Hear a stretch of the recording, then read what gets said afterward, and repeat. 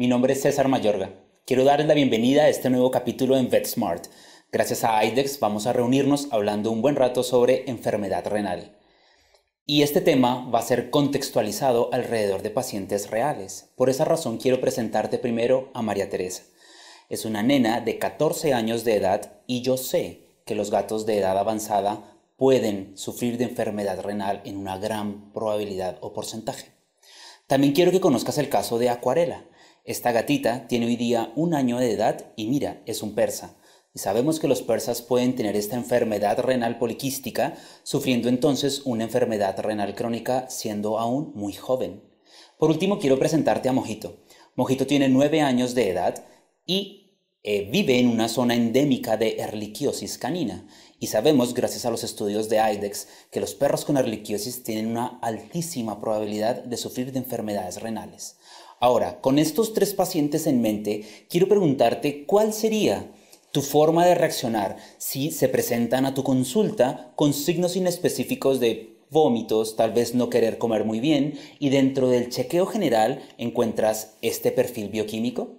Observa, quiero puntualizar en este recuadro cuál va a ser tu reacción si encuentras la creatinina en 11.7 miligramos por decilitro. Lo primero que quiero pedirte es que te preocupes. ¿Por qué te tienes que preocupar? Por 2 razones. La primera es que la estadística dice que estos pacientes tienen más del 80% de probabilidades de morir. Y la segunda es que estos 3 pacientes tienen una cosa en común, y es que son míos. No somos ajenos a esta situación, por eso quiero pedirte mucha atención a todo lo que vamos a aprender durante los siguientes minutos. Así que te doy la bienvenida. Yo soy médico veterinario hace 14 años y en estos 14 años de medicina interna y de nefrología he aprendido varias cosas que quiero compartir contigo. Una de ellas es que sabemos que la enfermedad renal es terrible para los pequeños animales. Sabemos que muchos de ellos fallecen por estas causas. Pero afortunadamente, las nuevas prácticas de manejo nos han llevado a técnicas avanzadas como hemodiálisis, que ya se realiza en varios países de América Latina, que pueden llevar a feliz término algunas mascotas cuando antes no era posible. Sabemos que con técnicas dialíticas ganamos el tiempo para que algunos pacientes con enfermedades transitorias puedan reunirse de nuevo con sus familias y lograr una recuperación parcial o total. También hemos aprendido que durante estos años la enfermedad renal le ha costado la vida a muchos animales, gatos y perros. Puedes notar cómo algunos de ellos se encuentran débiles. Puedes ver cómo la enfermedad consume la energía de estos pacientes y cómo muchos propietarios desisten de continuar la terapia porque sus mascotas están sufriendo. Si eres dueño de mascota, ¿te gustaría ver a tu mascota en esta situación? Vamos a tener varias herramientas después de esta pequeña reunión en VetSmart para que puedas ayudarle al paciente cuando todavía hay mucho por hacer. Mira esta justificación, este principal precepto que nos dice que la mayoría de tutores lo que más desea es que su mascota no sufra y no se muera. Y la enfermedad renal hace que el paciente sufra y eventualmente va a morir por esa enfermedad. Por eso es importante que te entrenes y gracias por estar con nosotros. Esto también justifica por qué vale la pena buscar de forma creciente estrategias para un diagnóstico temprano, cuando todavía hay mucho por hacer y ese es el principal campo de acción de la medicina preventiva, que es algo a lo que IDEXX le está apuntando hacia el presente y el futuro. Ahora, también hemos aprendido durante estos años que si, por ejemplo, en este caso esta gatita tiene una creatinina elevada por un tiempo persistente y después de todo lo que tú haces permanece alta, sabemos que podemos clasificarla dentro de un estadio que ha sido sugerido por esta Asociación Internacional de IRIS. Ya hemos aprendido cómo estos pacientes, según sus niveles de creatinina, caben en una estadificación que te puede decir qué hay que hacer a lo largo del tiempo. Y eso no lo dicen varios de los consensos mundiales. Recuerda que las guías o consensos están libres en disposición por internet. Y tú puedes revisar estos consensos porque, por ejemplo, en este caso que te estoy mostrando, sabemos después de años de investigación que los pacientes IRIS-3, como tú ves, tienen una expectativa de vida reducida. Así que sabemos, gracias a todos los años que han pasado, que muchos pacientes renales se presentan a consulta cercanos al momento de morir. Por esa razón quiero tener toda tu atención para que hablemos de cuáles son los avances en el diagnóstico de la enfermedad renal. Y comencemos con algo de historia. ¿Por qué es importante tener riñones? Recuerda que la vida, a lo largo de la evolución de las especies, ha ideado múltiples mecanismos para lograr su objetivo primario, que es la libertad. Si piensas en que las células comenzaron su vida en el mar, este mar le daba todos los nutrientes a la célula, la solución de la célula para lograr libertad fue abrazar un poco de este mar que todo lo tenía y llevárselo consigo a la vida terrestre.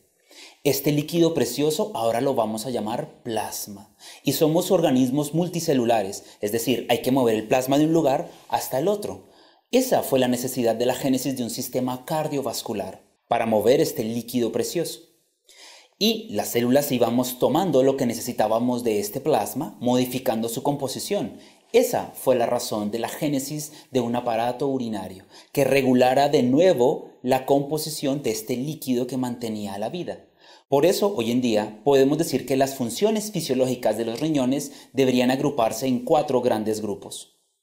Estos grupos de funciones fisiológicas te van a ser muy útiles si después los conviertes en una estrategia de laboratorio para evaluar dicha función. Es decir, una de las principales funciones de los riñones es regular el equilibrio hídrico, electrolítico y ácido-base. ¿Cómo sé con una prueba de laboratorio si los riñones hacen un buen equilibrio hídrico en el cuerpo? Piénsalo. Correcto. Una densidad urinaria es una estrategia de laboratorio muy simple, barata y rápida para saber si esto se da bien o no. Si la densidad urinaria es baja, una posibilidad es que los riñones perdieron la capacidad de regular el equilibrio hídrico. ¿Cómo sé si los riñones equilibran bien el estado electrolítico del cuerpo? Ok, hay que medir los electrolitos en el cuerpo muy bien. Una segunda función importante es que los riñones excretan endo y exotoxinas. Endotoxinas como la urea, la creatinina, SDMA. Y tú las puedes medir en sangre. Y es una interpretación de que también se excretan otras cosas, como las exotoxinas o medicamentos. A ti te va a interesar entonces si los riñones son capaces de eliminar una toxina, por ejemplo, el enalapril, medicamento ampliamente usado en medicina veterinaria y que se excreta casi que absolutamente por vía urinaria, ¿no? Si tenemos problemas en la excreción de toxinas, escogería mejor el benacepril, ¿no? Un medicamento que se elimina preferentemente por vía hepática y se vuelve más seguro en pacientes renales. Los riñones también tienen una importante función metabólica porque sintetizan y degradan hormonas, por ejemplo, la síntesis de eritropoyetina para estimular la producción de glóbulos rojos, la síntesis o activación de la vitamina D. Entonces te interesa evaluar el metabolismo calcio y fósforo. Recuerda que en los riñones se destruye parte del glucagón. Así que por esa razón algunos pacientes renales se vuelven intolerantes al azúcar y tienden a ser diabéticos o diabetoides. Por último, los riñones tienen una importante función vasoactiva, ya que son el principal órgano encargado de controlar la presión arterial a mediano y largo plazo.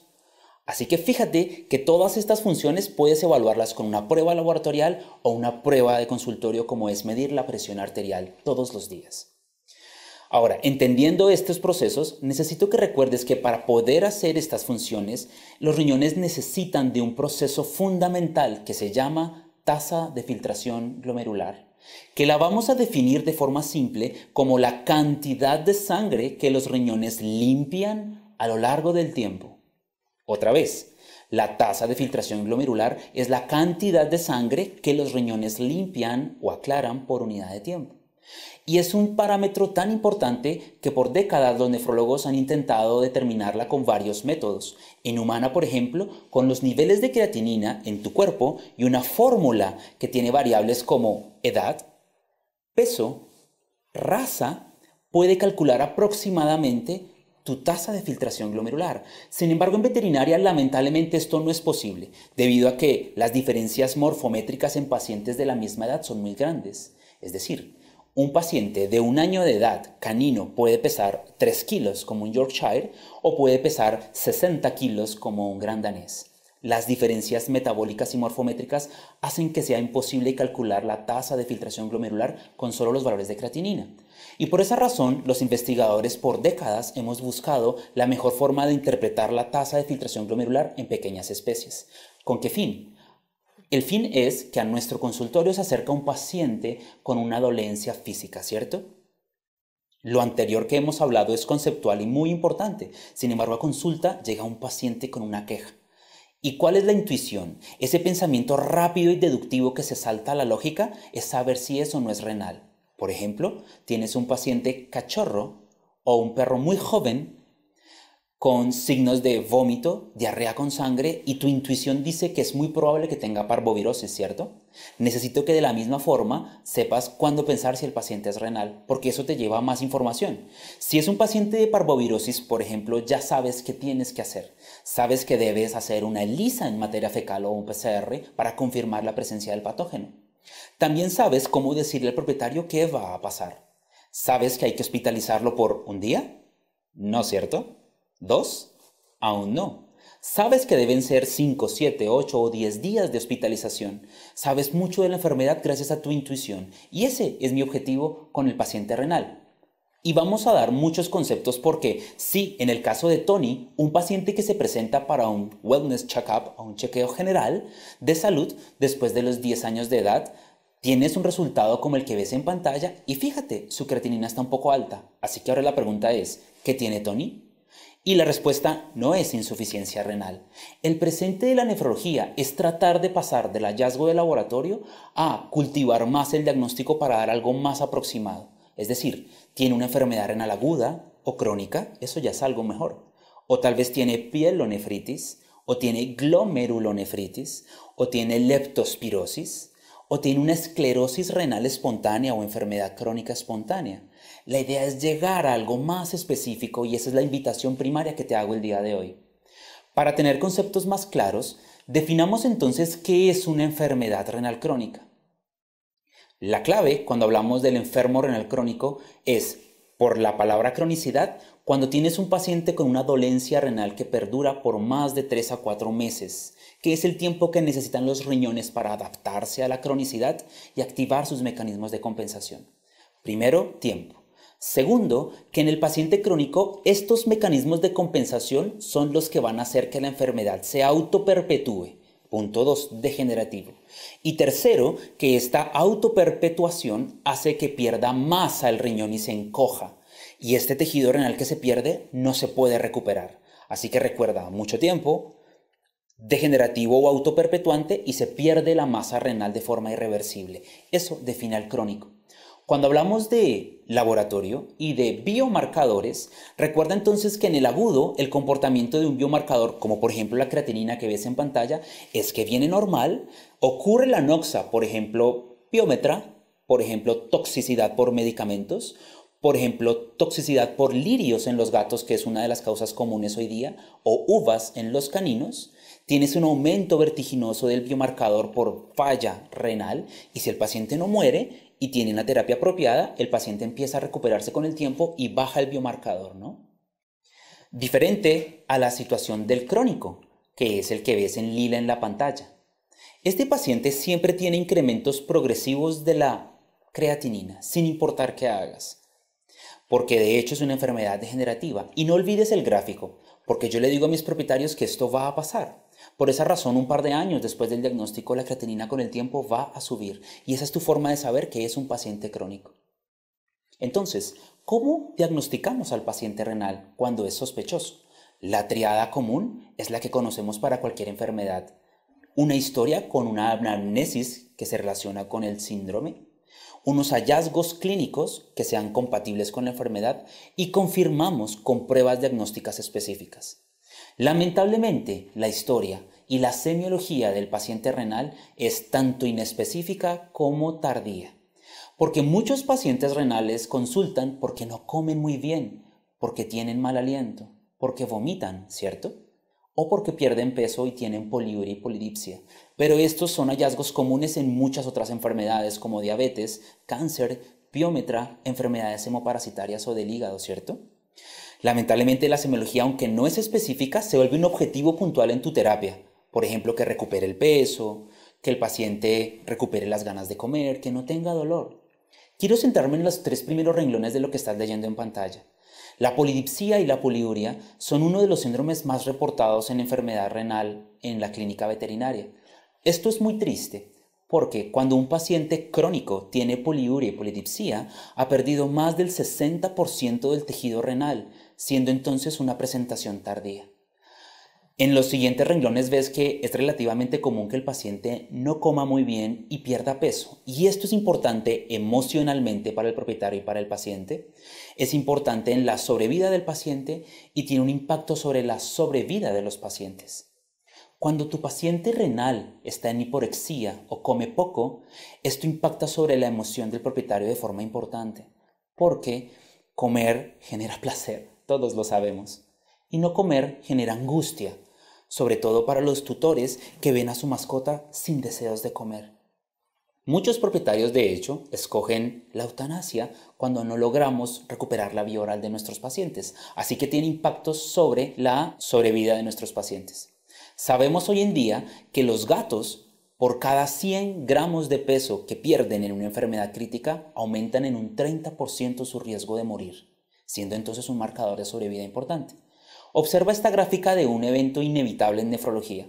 La línea negra del centro es el momento del diagnóstico del paciente renal y hacia la derecha ves que a lo largo del tiempo el paciente renal, ya sea leve, moderado como el vermelo, severo el verde o terminal como el morado, son pacientes que tienden a perder peso. Es inevitable perder peso en la enfermedad renal, así que esto tiene impacto sobre la sobrevida de los pacientes, sobre todo en los gatos, y algo importante, tiene impacto sobre los resultados de laboratorio, que te voy a explicar a continuación. Es muy importante que lo revises y lo busques, porque sabemos de forma creciente que 1 de cada 3 gatos se va a enfermar de sus riñones en algún momento de su vida, o que 1 de cada 10 perros se va a enfermar de los riñones en algún momento de su vida. Y estos pacientes han entrado en esta estadística a veces con azotemia, o sea, a puntos tardíos de la enfermedad.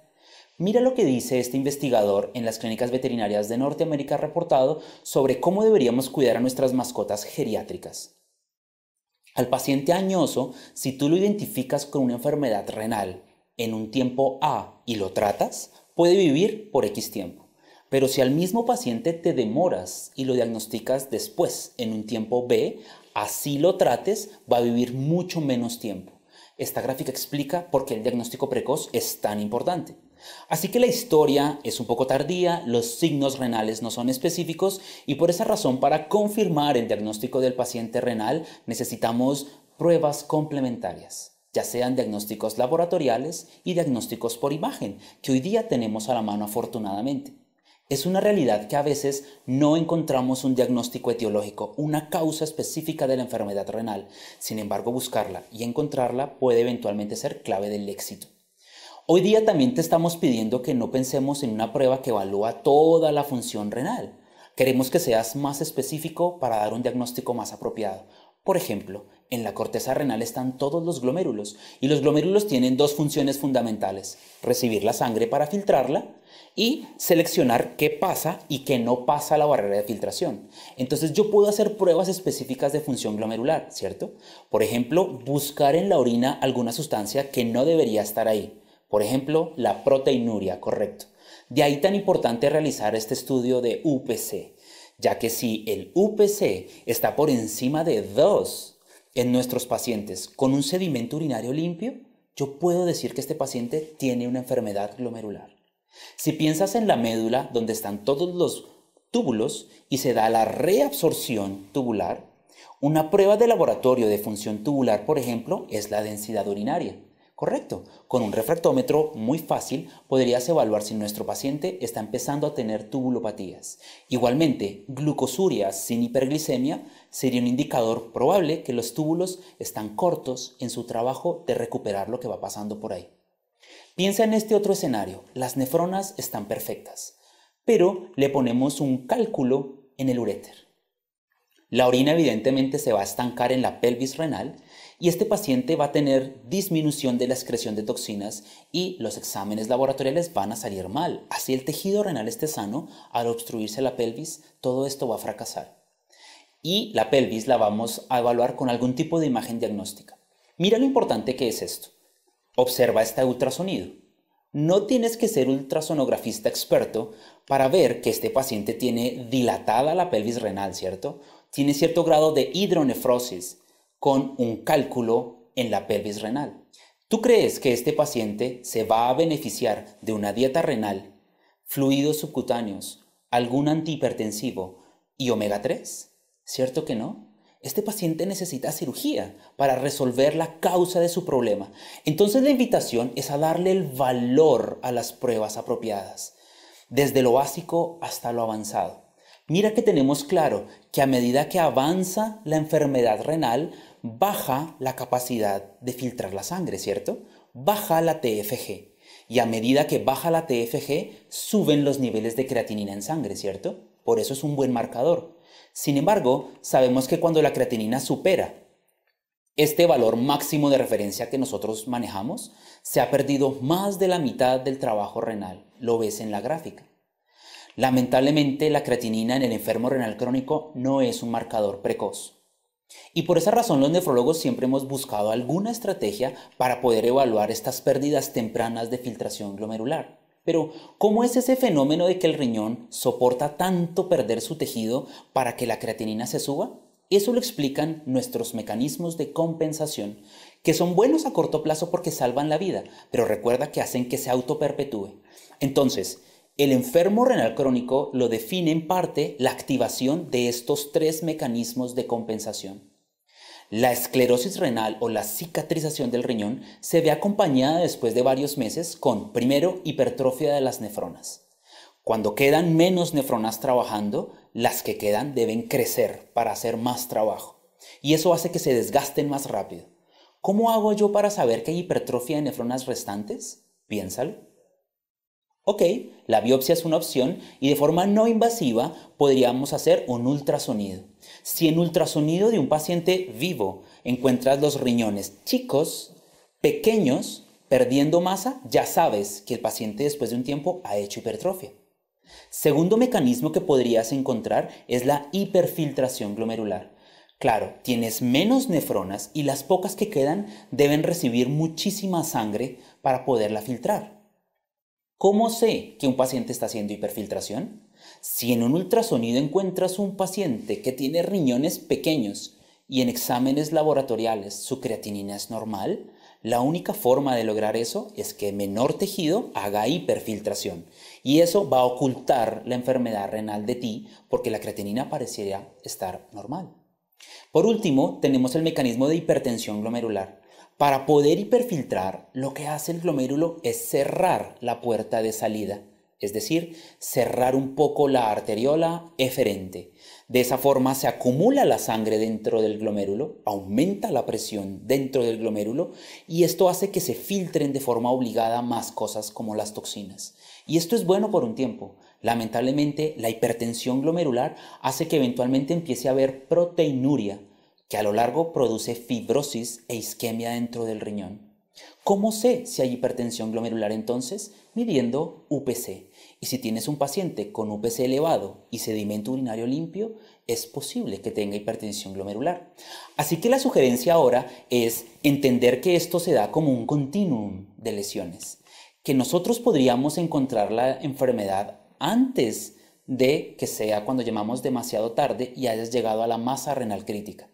¿Cuál es este continuum? Sabemos que cuando se ha lastimado hasta un 55% del tejido renal por más de 3 meses, se activan los mecanismos de compensación que mantienen la creatinina normal. Pero este paciente hace hipertensión glomerular y puede hacer diversos grados de proteinuria y creatinina normal. Cuando la lesión avanza y llegamos hasta el 66% de lesión renal por más de 3 meses, empieza a haber menos túbulos trabajando y este paciente puede hacer bajas en la densidad urinaria. Y la creatinina normal. Atención, no bajas de 10.35 a 10.10, es progresivo. Por eso sugerimos hacer chequeos de esto. Y fíjate que vamos en proteinuria, 55%, densidad urinaria baja, 66%, y la creatinina normal. Cuando se afecta el famoso 75% del tejido renal es cuando empieza a subirse la creatinina. Entonces no es un marcador temprano, es tardío. Y probablemente en este momento se van a dar varios fenómenos que hacen que más nefronas empiecen a morir. Mira qué triste es esto. Cuando tu paciente tiene anemia por deficiencia de eritropoyetina o hiperparatiroidismo por deficiencia en la activación de vitamina D, puedes asegurar que se ha perdido un 88% del tejido renal, lo cual es terminal definitivamente. Por eso a mí me parece casi imposible que no podamos detectar esta enfermedad a tiempo en algún punto intermedio del camino. Lamentablemente algunos pacientes se presentan de forma tardía, lo sabemos. Y por eso aquí es donde está el cambio de pensamiento. Por eso es aquí donde se justifica el diagnóstico precoz. Cambiar en tu mente el precepto de insuficiencia renal igual a muerte segura. Vale la pena por eso hacer perfiles de chequeo de salud general en pacientes aparentemente sanos. Y esto justifica también hacer muchos exámenes complementarios para tratar enfermedades específicas en un animal, no simplemente tratar un síndrome. Recuerda en tu mente que no todo paciente con enfermedad renal debería morir por su enfermedad. Hay diferentes estadios iniciales de la enfermedad que puedes determinar y eso es lo que nosotros tratamos de hacer ahora, buscando establecer puntos de referencia para clasificar al paciente y tomar decisiones, o sea, una base de datos con exámenes laboratoriales que deberían incluir hemograma, uroanálisis, bioquímica sérica, si es posible ultrasonido y otras pruebas complementarias para clasificar el paciente, y eso la Sociedad Internacional del Interés Renal lo ha publicado en Internet. Te dejo el link puesto para que busques esta página de acceso libre que se está actualizando con frecuencia y que te puede dar orientación de qué hacer. Iris nos ha heredado, por ejemplo, la tabla de la clasificación del enfermo crónico. Quiero que la veas y la hay tanto en perros como en gatos. Esta tabla dice, quiero que leas arriba, es para crónico, no para agudo. Segundo, es para pacientes estables, no el paciente que está en el hospital, porque este tiene vómitos, diarrea, inflamación, deshidratación. También dice esta tabla que lo realizamos en más de un momento. Medimos la creatinina en más de un momento para clasificar a nuestro paciente. Y fíjate que nuestra forma de clasificar es con creatinina. Estos pacientes nos dan también información porque hoy día sabemos que el paciente fase 1 y fase 2 puede vivir toda su expectativa de vida completa. Sin embargo, el paciente fase 3 y fase 4 tiene expectativas de vida reducida. También sabemos que el paciente estadio 1 y 2 probablemente aún tiene una causa de su enfermedad cursando, a menos que sea por envejecimiento, y es una causa que ojalá puedas encontrar para detener y disminuir la velocidad de progresión de la enfermedad. Iris sugiere que también hagas clasificación con base en si pierdes proteína o no, porque la proteinuria hace que acelere la enfermedad renal y puede costar la vida rápido al paciente. Por eso es importante medir UPC, sobre todo cuando el sedimento está limpio. Recuerda que en perros vamos hasta 0,5 y en gatos vamos hasta 0,4. Por último, debido a las funciones del riñón, también se sugiere medir la presión arterial en estos pacientes, ya que la hipertensión es una enfermedad silente que no te va a dar semiológicamente muchas veces evidencia. Y clasificar al paciente de acuerdo al riesgo de tener problemas por culpa de esta hipertensión.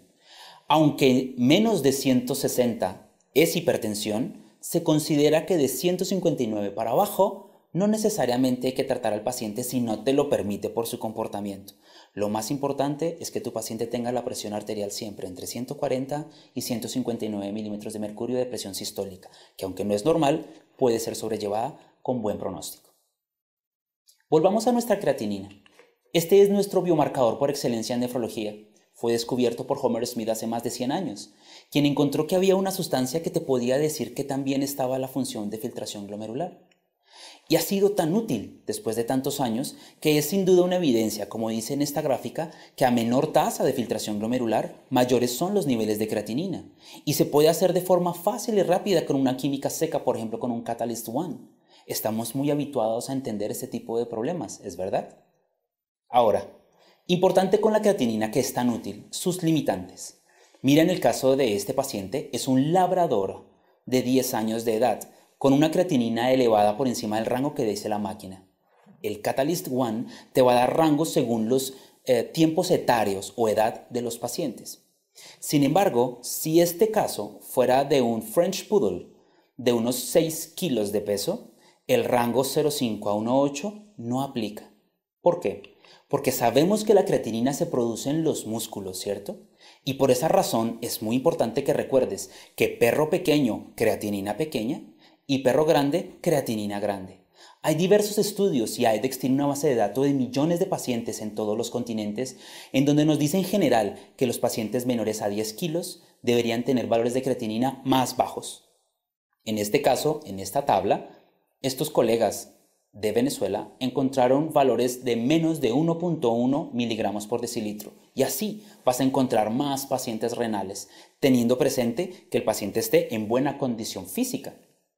En los gatos pasa de forma similar. Es más difícil en gatos, ya que IRIS nos ha dado 1.6 como límite para IRIS 1. Sin embargo, hay gatos que tienen normalmente valores de creatinina más altos. Pensemos en un Maine Coon, un gato de 10 kilos de peso, siendo normal de tamaño, que puede tener valores de creatinina más grandes porque tiene mayor masa muscular. O el persa, el nuevo criollo, decimos nosotros. Un paciente que puede tener valores de creatinina ligeramente por encima que otras razas. Debes tener en cuenta entonces cuáles son los valores normales para estos pacientes, y es una de las razones por las cuales sugerimos tomar exámenes de laboratorio desde la juventud de nuestros pacientes, para que nos diga él mismo cuáles son sus niveles de creatinina estando sanos y tener una base de datos para cuando algún día esté enfermo. Mira otro problema con la creatinina. El paciente de la izquierda tiene su creatinina en 1.7 miligramos por decilitro y el paciente de la derecha también en 1.7 miligramos por decilitro. Pero yo sé que el paciente de la derecha debe tener la creatinina más alta porque está delgado. Tiene 3 fibras de músculo. Si estuviera más grande, más voluminoso, con más músculo, seguro la creatinina va a dar más alta. Pero yo no sé cuánto. No existe una fórmula de corrección. No tengo cómo solucionarte este problema. Solo sé que seguro es más alta. Mira este caso. Esta perrita es joven. Acude por perder peso de forma progresiva y mira los resultados de creatinina, 4.7 miligramos de decilitro, muy alta. Mira su condición física, yo sé que esa creatinina seguro está peor. La condición muscular es tan importante que incluso se identificó en otras patologías como en el hipertiroidismo, una entidad cada vez más encontrada en gatos de edad avanzada. Y por mucho tiempo se supo que la creatinina en los pacientes hipotiroideos era falsamente más baja de lo normal o de lo real. En este caso había 2 teorías. O era por la pérdida de masa muscular que sabemos que tiene el paciente hipertiroideo, o porque en el hipertiroidismo los riñones hacen hiperfiltración y eso baja la creatinina. IDEXX condujo los estudios para demostrar que en el paciente hipertiroideo la creatinina está falsamente baja por la baja condición corporal o la pérdida muscular. Y no tengo cómo superar este impasse hasta que trato el hipertiroidismo y el paciente recupera su peso. Hagamos entonces un pequeño resumen de qué se ha logrado durante las últimas décadas para abordar a los pacientes renales. Recuerda el continuum, 55% de daño renal puede haber proteinuria y lo demás normal, por eso no debes dejar de hacer UPC. Recuerda, 66% menos túbulos trabajando puede haber baja en la densidad urinaria. Y la creatinina se eleva en el crónico cuando hay más del 75% de pérdida de la función renal, haciendo entonces que sea un buen biomarcador, pero lamentablemente que sea tardío. Las pruebas de laboratorio son muy útiles y son de la mano. Mira, por ejemplo, una refractometría, la información que te da. Tu paciente se hidrata bien, se hidrata poco, si tiene la densidad muy baja por mucho tiempo y no ves que consuma suficiente líquido, bueno, hay que darle líquidos de forma subcutánea, así lo diagnosticamos. Es muy importante que tengas un refractómetro veterinario, como el que ves en pantalla, que te da una escala para perros y para gatos de forma independiente. Porque como puedes ver, los niveles de densidad urinaria no son los mismos en perros y en gatos. Si no tienes un refractómetro veterinario, sino de humana, ese te sirve para los perros, pero no para los gatos. En ese caso te sugiero descargar en tu teléfono inteligente esta aplicación, ya que el Feline USG Converter te permite una casilla donde anotas el valor de la densidad urinaria en el refractómetro humano y él automáticamente te va a decir cuál es la de un gato. Y esto es mucho más real. Ahora, la proteinuria por muchos años la dejamos como un biomarcador sobre todo para los perros crónicos, ya que son quienes hacen más glomerulonefritis esclerosante, mientras los gatos hacen más nefritis intersticial, siendo menos proteinúricos.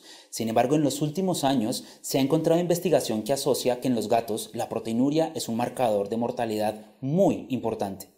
Quiero que veas estas gráficas y enfoquémonos en la de la izquierda. La doctora Harriet Syme ha demostrado que pacientes renales felinos con poca o no proteinuria, que es la gráfica de arriba, con UPC menor a 0,2 tienen tiempos de sobrevida determinados, mientras que pacientes renales felinos con proteinuria, que es la gráfica de abajo, con UPC mayor a 0,4, quiero que te fijes que después de un año, más de la mitad ya ha fallecido. Conclusión, la proteinuria acelera la muerte de los gatos renales crónicos. No dejemos entonces de realizar las pruebas de proteinuria para gatos y para perros. Ahora, en los perros es muy importante en nuestros países, ya que somos países tropicales. Somos países endémicos de vectores. Las enfermedades transmitidas por vectores son hoy día una enfermedad que le cuesta la vida a millones de perros en el mundo, también a los gatos. Y tenemos gran variedad de ellas y en los últimos años IDEXX nos ha apoyado para mejorar el diagnóstico de las mismas, porque ya sabes que tenemos Ehrlichiosis, Babesia canis y Babesia gibsoni, tenemos hepatozoon, dirofilaria, anaplasma, leishmania y otras enfermedades del trópico que pueden afectar a los perros y también a los gatos.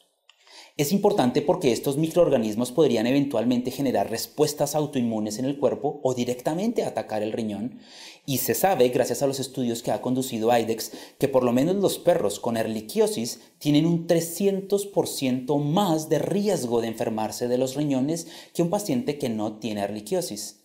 Por esa razón, si en un perro hay ehrlichiosis, deberías hacer pruebas de funcionamiento renal. Y viceversa, si tienes un paciente con enfermedad renal, busca si hay ehrlichiosis, porque en nuestros países es común. Eso hicimos con nuestra paciente Mona. ¿Recuerdas creatinina en 4,7? Muy alta. Realizamos UPC, siendo el máximo 0,5 y está en 16. Terrible. Medimos la albúmina, porque es de mal pronóstico si está baja, y de 3 bajó a 1,2. Terrible. Medimos la presión arterial como otro marcador de pronóstico en estos pacientes y está en 221 milímetros de mercurio.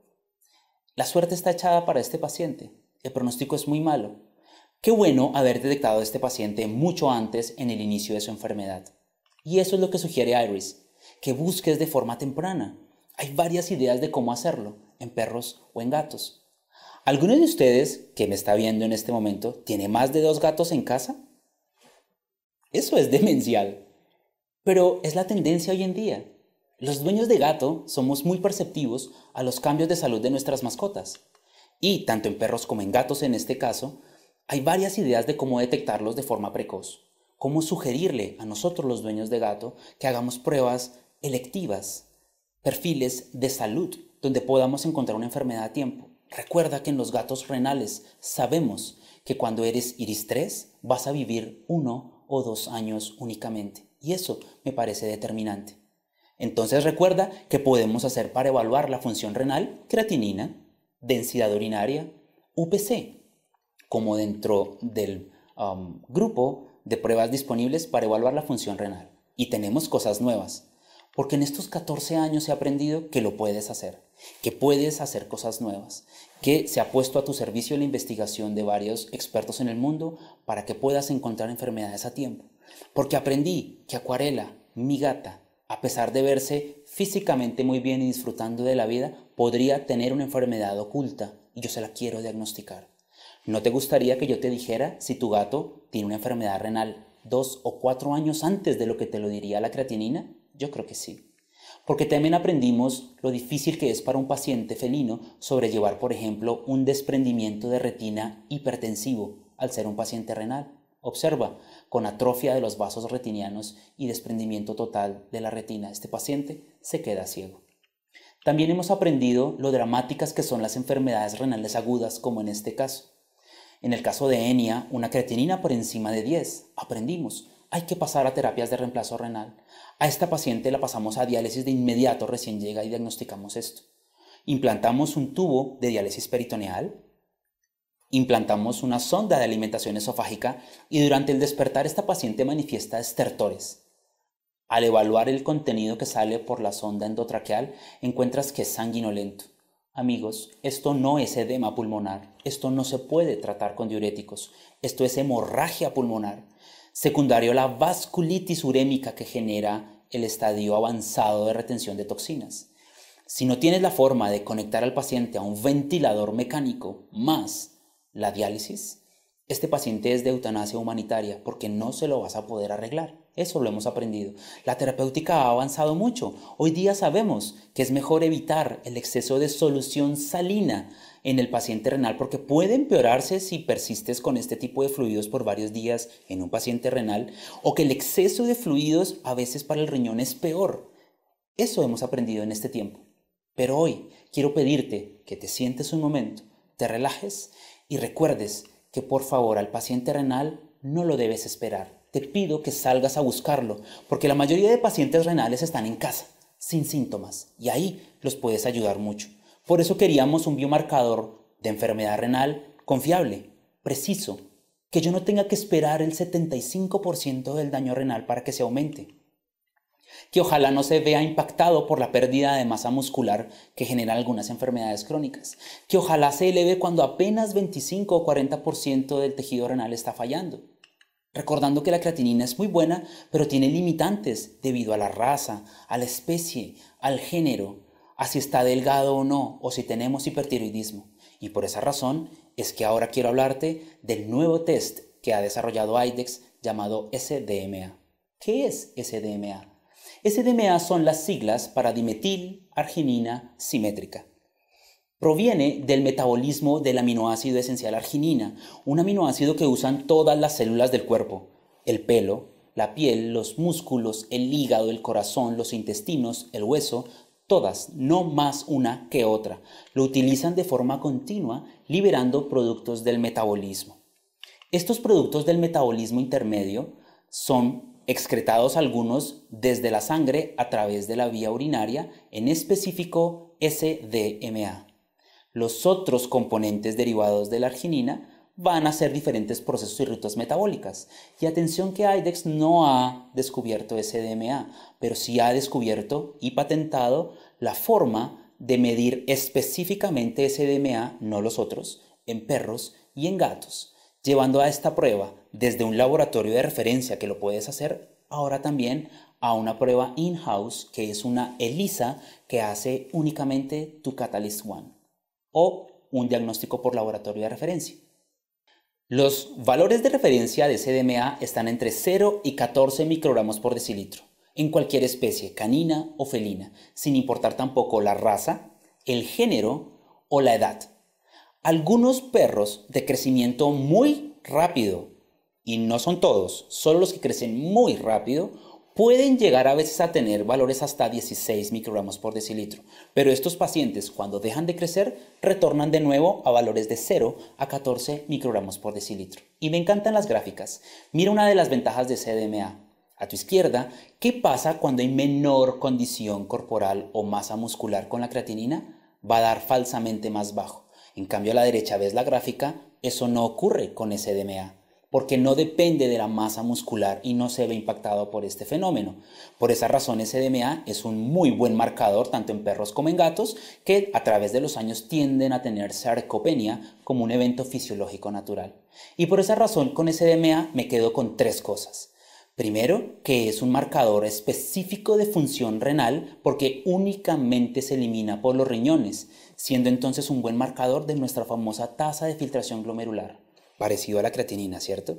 Sin embargo, una de las mayores fortalezas de SDMA es que se empieza a aumentar en el cuerpo cuando apenas 25 a 40% de la función renal se ha deteriorado, convirtiéndose entonces en el marcador renal más precoz que tenemos hasta la fecha.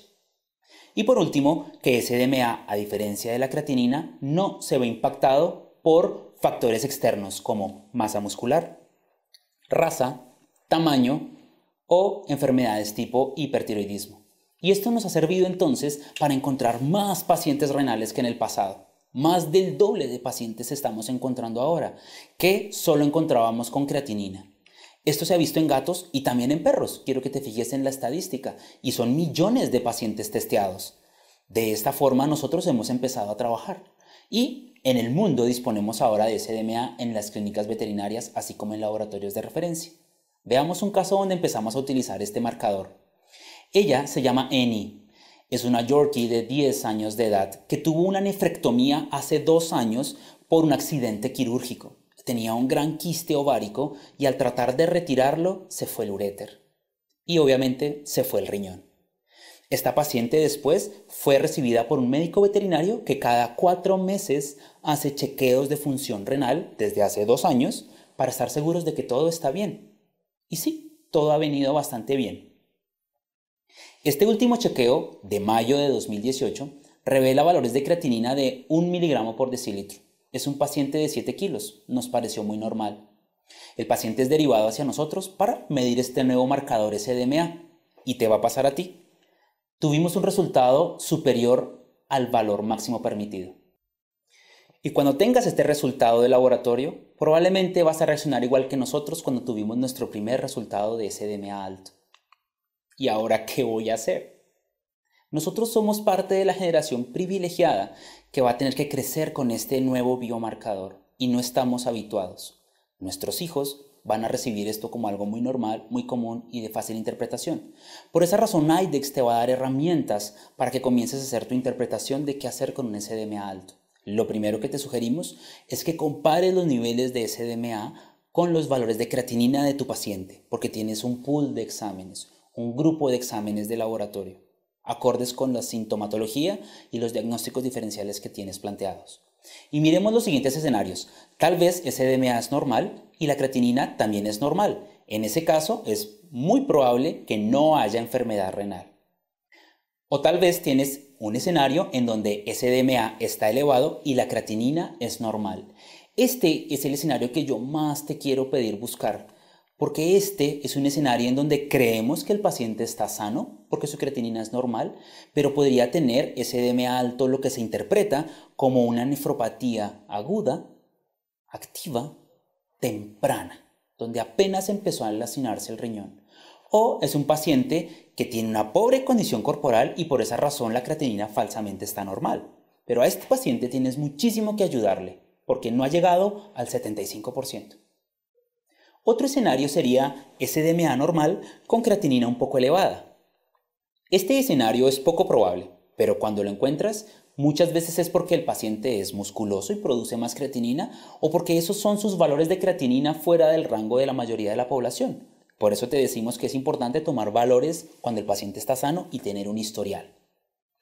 Por último, tienes el escenario de si la creatinina es alta y SDMA es alto, eso sin duda es una enfermedad renal. Siempre hay que adicionarle el examen de orina a estos pacientes.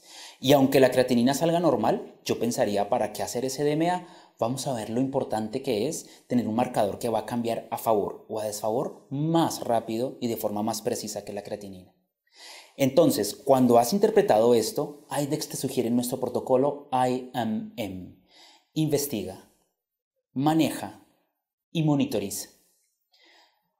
Puesto que estamos empezando a interpretar SDMA, IDEXX te sugiere un algoritmo con 2 tipos de grupos de valores de SDMA.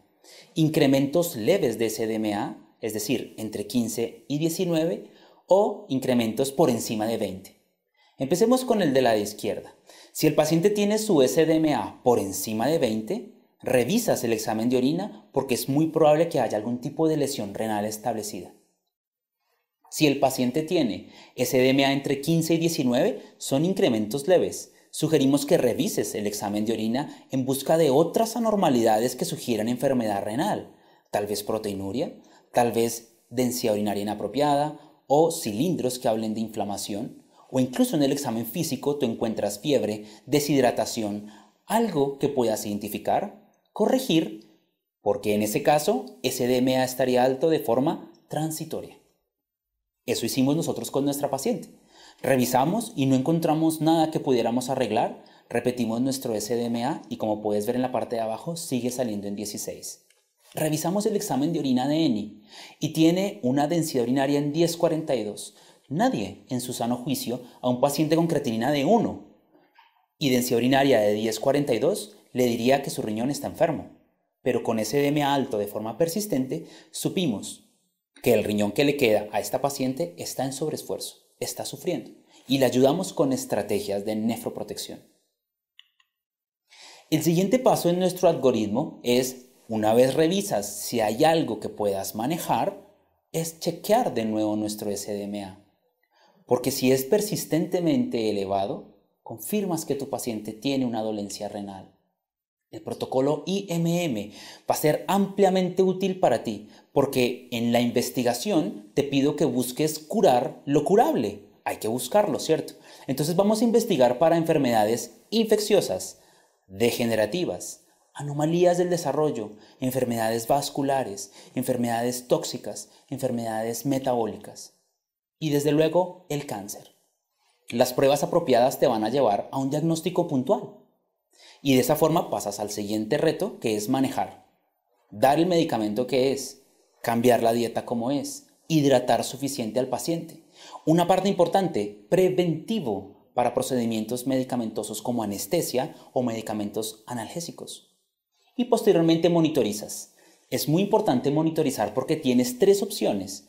SDMA podría bajar después de tu investigación y tu manejo, lo cual significaría que el paciente tenía una nefropatía aguda o activa que tú superaste.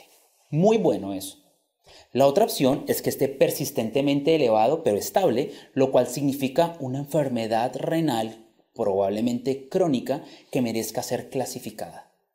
Y lo otro es que tengas SDMA persistentemente alto, pero a niveles crecientes. Y eso significaría una enfermedad crónica progresiva, que es de mal pronóstico porque el paciente tiene acelerado su proceso de enfermedad. La clasificación resulta muy útil y la Sociedad Internacional del Interés Renal, que es independiente de IDEXX, adoptó este biomarcador SDMA para mejorar su clasificación. Y por esa razón, pacientes sin azotemia, pero que ya tienen SDMA alto, caben dentro de la fase 1 de la enfermedad renal crónica.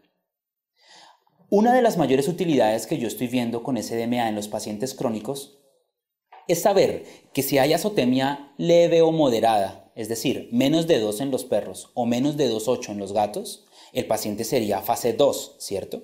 Pero si SDMA da más de 25, este paciente debe ser reclasificado en fase 3. Lo cual me parece grave porque quiero que recuerdes que el paciente fase 1 y 2 puede tener una expectativa de vida completa, pero ya el fase 3 vive menos tiempo. IRIS en su página web te va a dar ideas de cómo tratar cada una de estas casillas y te sugiero ingresar. Por ejemplo, en una fase 3 se puede sugerir fluidos subcutáneos, quelar el fósforo por debajo de 6. Hay varias ideas para complementar la terapia que no harías en otras fases. Peor aún, la fase 1 aún no estamos seguros de cómo manejarla, solamente de forma preventiva, pero ahora vamos a tener en el mercado opciones de alimentos concentrados para fase temprana de enfermedad renal.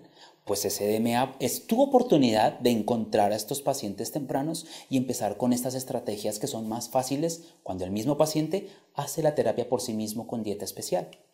Mira que el tratamiento de nefroprotección, que son varias estrategias para diferentes síndromes, están pensados para extender la vida de un riñón crónico. No es un tratamiento específico, ¿no? No es para tratar la Ehrlichia, es para prolongar y estirar la espiral de la muerte, para que se demore más ese momento de la aparición de los signos hasta el momento del deceso final. Pero aquí la clave es diagnosticar temprano. Recuerda, en vez de la espiral de la muerte, te traigo mis albóndigas de la vida. Son glomérulos, pero recuerda, 55% proteinuria, 66% gravedad específica o densidad urinaria bajando, 75%, bueno, un poco tardío, pero creatinina se empieza a subir. Y ojalá 25 a 40%, lo más precoz que hoy día tienes, SDMA en alza. Y esto es muy útil, porque recuerda la tabla y la clasificación. Y mira, por ejemplo, cómo se comportaría este paciente que tiene creatinina en 2.5 miligramos decilitro de forma persistente. En ultrasonido tenemos atrofia o esclerosis renal moderada y ninguna enfermedad que podamos subyacentemente controlar. El paciente entonces estaría en una fase 2 de su enfermedad renal crónica. Es un paciente que en teoría tiene una expectativa de vida completa y al cual le hacemos la terapia correspondiente a la nefroprotección en esta fase. Y todo iría bastante bien. Pero ahora con el nuevo biomarcador encontramos que SDMA está en 42, por encima de 25. Y es nuestra obligación reclasificar porque este paciente ya no es fase 2, sino ahora es fase 3. Y me toca decirle al propietario que va a morir antes de tiempo. Pero no te recomiendo manejar la psicología del miedo. Vamos a incentivar al propietario diciéndole que afortunadamente detectamos que el paciente está en una fase superior y vamos a hacer más cosas de las que haríamos en el pasado. Y esa es la oportunidad del paciente. Esa es la forma en la que un agudo lo vamos a monitorear con SDMA para saber si a largo plazo la creatinina vuelve a estar normal porque se curó o tal vez SDMA queda persistentemente alto y eso te diría que el paciente quedó con una enfermedad renal y tú lo tratas como tal. La idea también a la detección temprana es que gracias a SDMA puedas extender el tiempo de vida del riñón enfermo haciendo un tratamiento precoz y que podamos tener las mascotas con la menor cantidad de terapias por el mayor tiempo posible. Así que mi sugerencia es, ve esta prueba como una nueva oportunidad. Porque sabemos, gracias a los estudios que se han hecho, que en los perros SDMA puede detectar la enfermedad renal 10 meses antes que la creatinina y en algunos pacientes hasta 2 años antes que la creatinina. Y en gatos, de forma regular, podemos detectar la enfermedad 1 año y medio antes que la creatinina y en algunos pacientes puede ser hasta 4 años antes que la creatinina. Si tú eres dueño de gato como yo, ¿no te gustaría saber a tiempo si tenemos enfermedad renal para actuar a tiempo y que vivan mucho más tiempo nuestros pacientes? Esa es nuestra oportunidad. Y como médicos veterinarios que somos, recuerda la fisiopatología, la minucia médica que te explica los fenómenos. Recuerda que SDMA evalúa la tasa de filtración glomerular. Y si la tasa de filtración glomerular está baja, puede ser porque tiene menos nefronas. Es decir, no hay suficientes células para hacer el trabajo. Ese es el paciente crónico, ¿cierto? Pero ¿qué tal, y expande tu mente a esta oportunidad, qué tal que tenga algo transitorio? Por ejemplo, baja en el aporte del flujo sanguíneo. Si no le llega bien la sangre al riñón, desde luego la tasa de filtración va a bajar. Y si tú lo detectas y lo arreglas, su SDMA va a volver a normal y sus riñones van a trabajar mejor. O qué tal que haya interferentes transitorios, como por ejemplo enfermedades inflamatorias, sistémicas o infecciosas, piómetra, leptospira, ehrlichia, babesia, virales en un gato, micoplasma. Hay tantas opciones de enfermedades infecciosas que podrían interferir con el funcionamiento del riñón y si tú lo arreglas de forma temprana y rápida, evitas las secuelas. Estos interferentes incluyen también toxinas. Estos interferentes incluyen inflamación desmedida.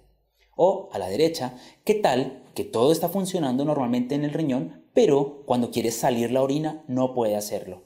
No puede haber buena evacuación porque está obstruido tal vez el uréter.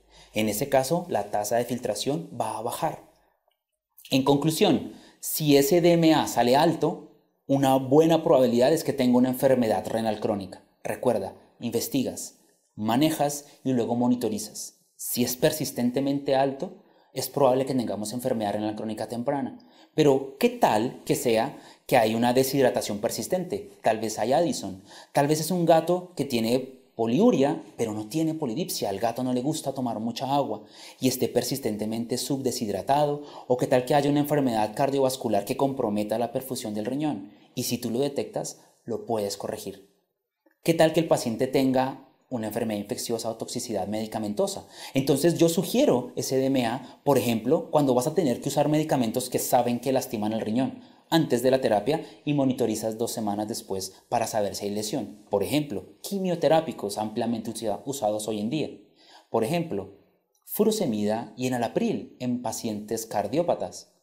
Por ejemplo, analgésicos o antiinflamatorios de largo plazo en pacientes con enfermedades osteomusculares.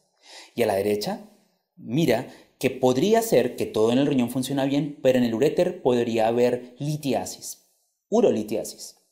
Si el uréter está obstruido y cada vez encontramos más gatos con obstrucción del uréter, ese DMA se podría subir al principio de su problema obstructivo. O tal vez en pacientes con pielonefritis que comienzan con estenosis inflamatoria del uréter, dilatación de la pelvis y baja de la TFG. Entonces, la sugerencia en esta slide es que tú veas ese DMA en ambas direcciones. Es decir, si ese DMA está alto, busca y maneja para curar lo curable. Busca la opción de que no sea crónico, sino que tenga algo activo que puedas arreglar. Y viceversa, si tienes un paciente cardiópata, hagamos ese DMA para saber en qué estado está la salud del riñón y no empeorarla con ciertos medicamentos o ciertas entidades. Hagamos ultrasonidos para buscar en este caso hidronefrosis o pacientes con obstrucciones tipo pielonefritis. Mira la gran oportunidad que tienes enfrente. Por esa razón, a la bioquímica, al hemograma y al hidroanálisis podemos sumarle una cantidad de pruebas que tienes a la mano, por ejemplo con tu Catalyst One. Podemos hacer en unos minutos proteína C reactiva, que me dice qué tan desmedida es la inflamación corporal. Ya sabes que a todos los perros con problemas renales deberíamos hacerle un 4DX, pero si están sanos, también porque somos países endémicos antes de que se den las lesiones. A los gatos hay que hacerles T4 para saber si hay hipertiroidismo. Podemos eventualmente evaluar la salud del miocardio en gatos con el ProBNP. La comorbilidad es también importante. Pacientes con pancreatitis y enfermedad renal, búscala por favor con un SNAP para lipasa pancreática. Y creo yo que es nuestra labor como médicos veterinarios buscar siempre leptospira en nuestros pacientes caninos con problemas en el riñón. Hay más cosas que puedes hacer y mi sugerencia es hazlas antes de que el paciente tenga síntomas. Sugiramos los planes preventivos de salud. Entonces, ¿cuándo voy a hacer ese DMA? La respuesta es siempre. En un preanestésico, y si eres anestesiólogo, ¿te gustaría que te dijera si el paciente está sano del riñón? Seguramente sí. Así que bien, vamos a hacer uroanálisis, bioquímica, creatinina, urea y un hemograma. Si todo sale normal, ¿no tiene enfermedad renal? No necesariamente. Hagamos ese DMA porque te va a decir si hay una pequeña lesión en el riñón que tú vas a cuidar mejor durante esa anestesia. En quimioterapias o simplemente en planes de salud para que sepas cuál es el valor de este paciente cuando está sano o cuando está empezando a tener una enfermedad renal antes de que llegue a la fase sintomática. Gracias por esperar y en esta cuerda floja de la enfermedad renal quiero concluir que nuestro objetivo en nefrología siempre es proteger al riñón para que no muera más, ¿cierto? Y que orientar el tratamiento a objetivos depende del diagnóstico precoz. Nosotros no podemos obligar a los propietarios a realizar ciertos testes, pero si tú das la información apropiada diciendo la oportunidad que es hacer ese DMA en todas las situaciones preventivas y de enfermedad, ellos van a entender y se van a adherir al equipo médico de la clínica en esta nueva generación de pruebas preventivas. Nuevamente a los dueños de gato, si somos de los médicos que vamos a prescribir 2 tabletas de cierto medicamento cada 8 horas por 15 días a un gato, se nota que no tenemos gato. No es fácil dar un comprimido a un gato. Si logramos detectar la enfermedad a tiempo, probablemente ni siquiera haya que darle comprimidos al gato, ¿cierto? Así que no podemos obligar a las personas, pero ¿cuál es el objetivo de la primera hora que tuvimos hoy? Que nuestros gatos caigan dentro de su casa y no caigan al vacío. Igualmente con los perros, la idea es que busques la enfermedad renal, que hagas algo compasivo por la medicina veterinaria de tu país y del mundo y que como has hecho en todos estos años sigas salvando muchas vidas. Soy César Mayorga, muchas gracias a IDEXX y los espero en una nueva presentación. Muito obrigado, professor César. Agora eu vou passar a palavra para Aline Gizzi, gerente regional de laboratórios IDEXX América Latina, que ministrará agora a sua palestra. Olá a todos, meu nome é Aline Gizzi, sou gerente de laboratórios da IDEXX e é um grande prazer estar aqui com vocês para falar sobre o teste IDEXX SDMA. Ele é um novo biomarcador e é responsável pelo diagnóstico precoce de doença renal em cães e gatos. O objetivo dessa aula é que você tenha os conhecimentos necessários para saber o que é, quando e como utilizar esse novo biomarcador. Importante lembrar que a prevalência de doença renal é mais comum do que nós imaginávamos. A literatura já ressalta que 1 a cada 3 gatos e 1 a cada 10 cães vão desenvolver doença renal no decorrer das suas vidas. E isso é importante principalmente porque hoje, até a chegada do SDMA, infelizmente, os nossos pacientes eram diagnosticados nos estágios mais tardios de doença renal, como, por exemplo, estágio 3 e 4, onde esse paciente já apresenta sinais clínicos e já é levado para você com uma sobrevida, mesmo com todos os tratamentos necessários, a sobrevida desse paciente é, infelizmente, de meses. A importância de um novo biomarcador é que você tenha a possibilidade de diagnosticar esse paciente em estágios mais precoces, como por exemplo estágio 1 e 2, onde não necessariamente esse paciente apresenta sinais clínicos, mas você pode de forma precoce diagnosticar a causa dessa doença renal e até mesmo, se isso for efetivo, ter o sucesso de ter uma doença reversível. Importante ter um biomarcador que seja capaz de avaliar de forma segura a taxa de filtração glomerular, onde a taxa de filtração glomerular nada mais é do que o volume de sangue que passa pelo glomérulo por minuto para ser filtrado. Ela é um dos mais importantes indicadores da função renal e o SDMA está intimamente ligado à taxa de filtração glomerular. Ou seja, quanto menor a taxa de filtração glomerular, maiores serão as concentrações desse biomarcador na circulação, podendo ser uma importante ferramenta para o diagnóstico precoce dos pacientes renais. Daí vem esse novo biomarcador e a gente vai descrever um pouquinho sobre ele e como que você pode entender como utilizá-lo na sua rotina. O SDMA nada mais é do que um aminoácido que é liberado na circulação após a degradação de proteínas intracelulares. Essas proteínas, esses aminoácidos vão ser excretados quase que exclusivamente pelos rins, sendo intimamente ligado com a taxa de filtração glomerular.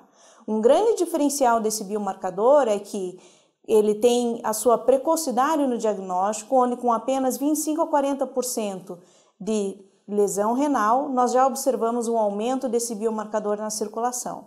Quando comparado com a creatinina, por exemplo, que até então é um dos marcadores mais comuns de serem utilizados para avaliação de função renal, esse marcador apenas aumenta na circulação quando nós temos 75% da função renal prejudicada.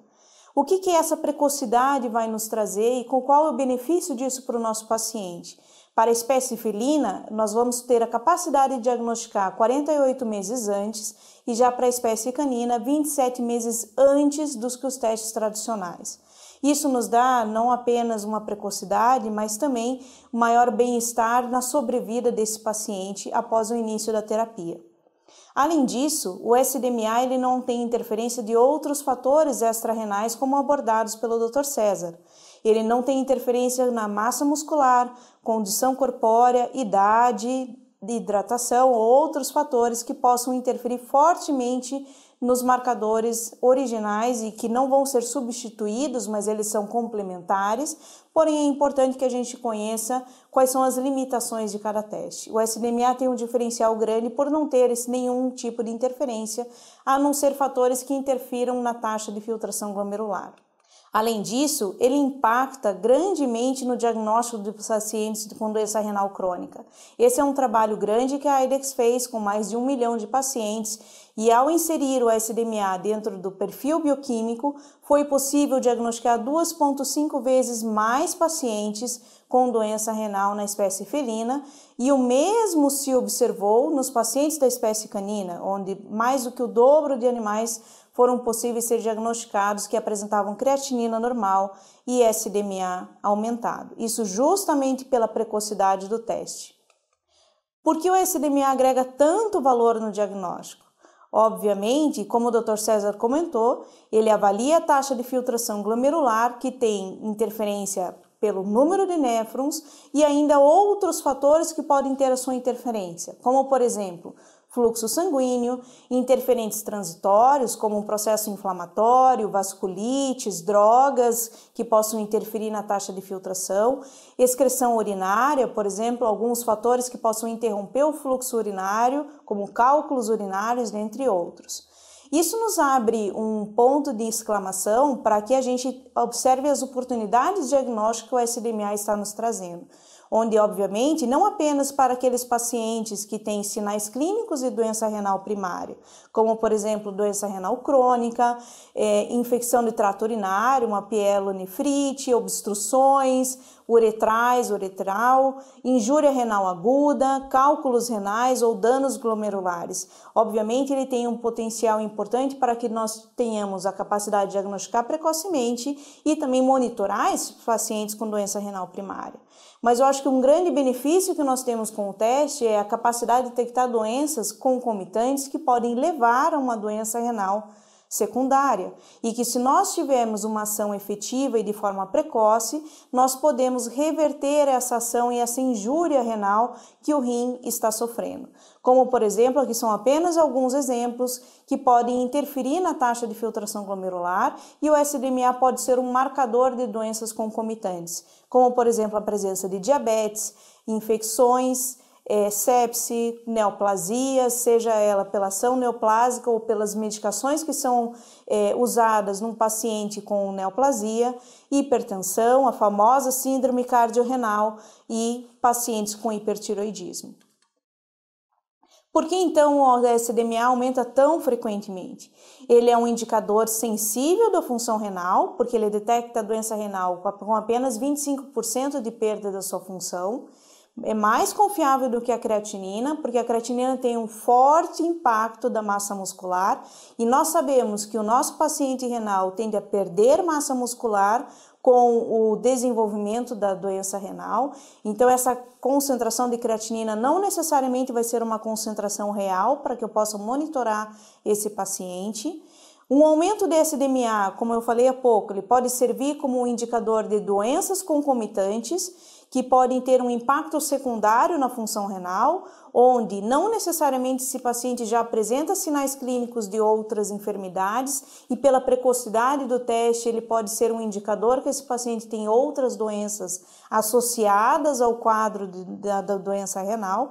E ele é um indicador para monitorar também a progressão das doenças, onde muitas vezes ele pode ser o único biomarcador alterado na circulação. Então, por isso que ele aumenta tão frequentemente e deve ser utilizado na sua rotina clínica para que possa lhe auxiliar a identificar doenças renais primárias e doenças renais secundárias. Uma outra grande dúvida dos nossos veterinários é: eu posso utilizar o SDMA para monitorar uma doença renal aguda e crônica também, além da doença renal crônica, ele também aumenta na doença renal aguda? Sim. O SDMA, por estar intimamente ligado à taxa de filtração glomerular, fatores que levam à doença renal aguda, como obstrução urinária, pielonefrite, injúria renal aguda, causas infecciosas como leptospirose, erliquiose, que levam à doença renal secundária, drogas terapêuticas que nós utilizamos, como por exemplo os corticoides ou ainda drogas antineoplásicas, afetam fortemente os rins e a sua capacidade de filtração. Então, em casos não apenas crônicos, mas doenças renais agudas, primárias ou secundárias, ele tem um papel importante para lhe auxiliar no processo de diagnóstico e monitoramento de doença renal. Quando então utilizar o SDMA e como ele pode me ajudar e para quais pacientes eu posso utilizar o SDMA? Para todos os seus pacientes. Então, obviamente, para aqueles pacientes onde os testes diagnósticos para sinais clínicos de doença renal, eu já tenho um paciente que tem poliúria, polidipsia, vômito, perda de peso e sinais clínicos de doença renal, seja aguda ou crônica, obviamente ele tem um papel importante nisso. Mas também a gente precisa considerar que, de acordo com a sua precocidade, ele tem um papel importante de diagnosticar pacientes que aparentemente estão normais, ou seja, check-ups preventivos ou ainda exames pré-anestésicos, ele deve fazer parte do seu perfil bioquímico para que você tenha segurança que esse paciente não tem nenhuma doença renal, mesmo se ele não apresentar sintomatologia clínica. Além disso, obviamente, para aquelas outras doenças que podem levar a uma alteração de taxa de filtração glomerular, onde o SDMA pode ser um fator, uma ferramenta importante para que você diagnostique doenças de base e consiga tratar a doença de base de forma adequada, a ponto de que esse rim não sofra continuamente com essa outra doença concomitante. Nós sabemos que o hipertiroidismo também afeta os rins e que é difícil monitorar esse paciente apenas com a creatinina, principalmente porque ele tem um grande efeito de hiperfiltração e também o hipertiroidismo afeta fortemente a massa muscular desses pacientes. Então, o SDMA vai servir para você como uma ferramenta importante para o diagnóstico e monitoramento dos gatos hipertiroideus. Como interpretar, então, esses resultados do SDMA juntamente com a creatinina? Ele deve ser interpretado de forma associada, onde nós temos várias possibilidades de interpretação. Primeiramente, se nós temos o SDMA normal com a creatinina normal, isso significa que esse paciente não tem doença renal no momento em que você realizou essa análise. O que é mais comum é que nós tenhamos o SDMA aumentado com uma creatinina normal, onde devido à sua precocidade diagnóstica, porque ele aumenta com 25 a 40% de lesão renal e a creatinina com 75%, então esse paciente está com uma nefropatia aguda, ou ele pode ter uma pobre condição corporal que fez com que a redução da massa muscular fizesse com que os níveis de creatinina ficassem aparentemente normais. Ainda nós podemos ter um SDMA normal e uma creatinina discretamente aumentada, onde possivelmente isso é secundário a um animal extremamente musculoso, onde as concentrações de creatinina podem estar normais do que uma base de referência para uma população em geral. Se ambos estiverem aumentados, isso significa que esse paciente tem doença renal, possivelmente num estágio um pouco mais avançado, a ponto de aumentar os dois parâmetros na circulação. Então, após esse processo, nós entramos em uma fase que nós vamos investigar a causa de base, manejar a doença e monitorar esse paciente.